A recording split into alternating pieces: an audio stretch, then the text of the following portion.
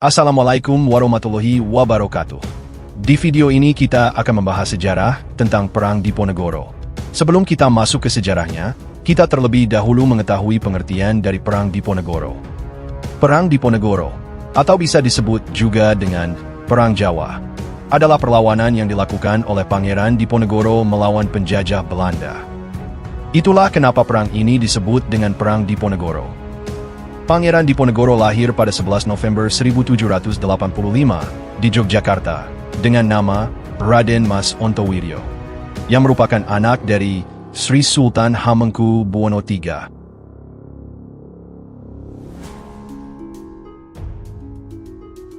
Pada abad ke-19, situasi Yogyakarta dan Surakarta sedang memanas karena intervensi Belanda.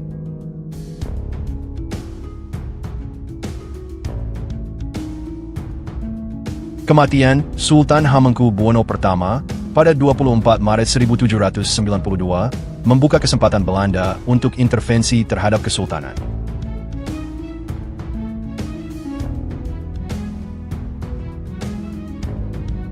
Pada tahun 1811, Belanda memaksa Hamengkubuwono II untuk turun tahta, dan gelarnya diberikan kepada Hamengkubuwono III, yang merupakan ayah dari Diponegoro.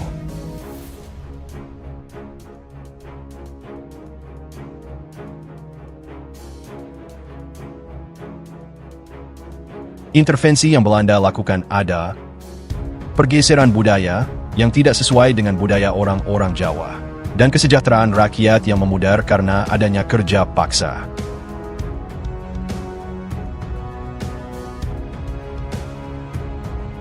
Pangeran Diponegoro tidak ingin ikut campur dengan masalah ini walaupun dia sangat tidak suka dengan apa yang Belanda lakukan. Sultan Hamengkubuwono III ingin mengangkat Diponegoro menjadi sultan selanjutnya. Tetapi Diponegoro menolak karena ia memikir dirinya belum siap untuk menjadi pemimpin. Pada tahun 1814, Hamengkubuwono III meninggal dunia, dan Hamengkubuwono IV menjadi penerusnya. Tetapi dia masih berumur 10 tahun saat itu.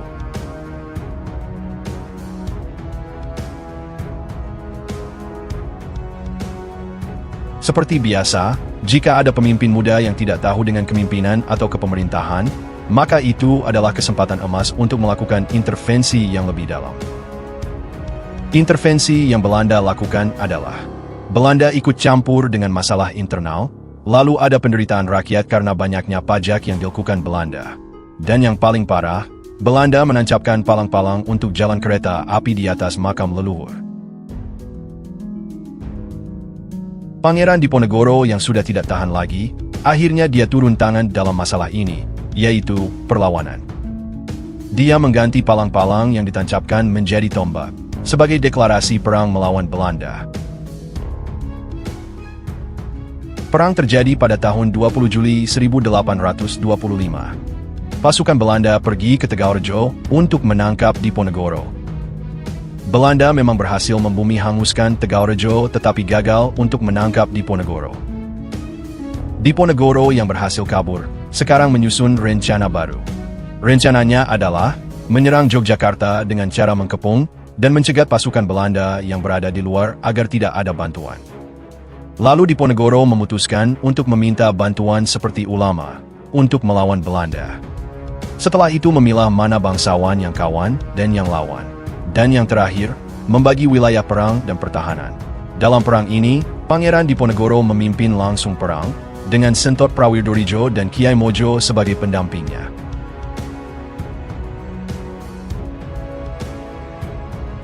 Setelah insiden Tegalrejo, Diponegoro akhirnya melakukan rencananya. Strategi yang dilakukan oleh Diponegoro adalah penerapan perang gerilya yang memanfaatkan hutan untuk keluar masuk. Strategi ini berhasil dan Diponegoro memenangkan pertarungan ini dan berhasil menduduki keraton. Perlawanan atas nama Diponegoro meluas. Seperti di Banyumas, Kedu, Pekalongan, Semarang, dan Rembang, dan perlawanan ini juga meluas hingga ke Jawa Timur seperti Madiun, Magetan, dan Kediri. Karena itulah perang ini disebut dengan Perang Jawa. Belanda yang kewalahan melawan Pangeran Diponegoro meminta bantuan dari pasukan Belanda dari Sumatera untuk membantunya melawan Pangeran Diponegoro. Tetapi mereka juga sedang dalam kondisi perang, yaitu Perang Padri. Pemimpin perang Belanda yang bernama Jenderal de Kock mengubah strateginya. Pihak Belanda membuat benteng Stelsel. Strategi ini merupakan serangan gerak cepat skala besar yang dilakukan Belanda. Karena strategi tersebut, Belanda berhasil menangkap Setot Prawidorijo dan Kiai Mojo.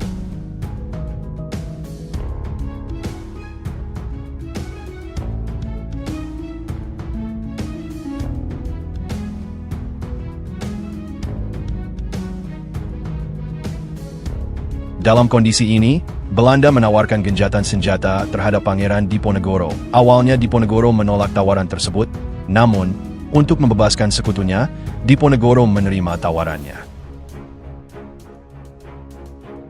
Tapi, perundingan tersebut merupakan jebakan Belanda untuk menangkap Diponegoro. Pangeran Diponegoro pergi ke tempat perundingan tanpa senjata dan ditangkap oleh Belanda, dan diasingkan ke Manado, lalu ke Makassar hingga meninggal dunia pada 8 Januari 1855.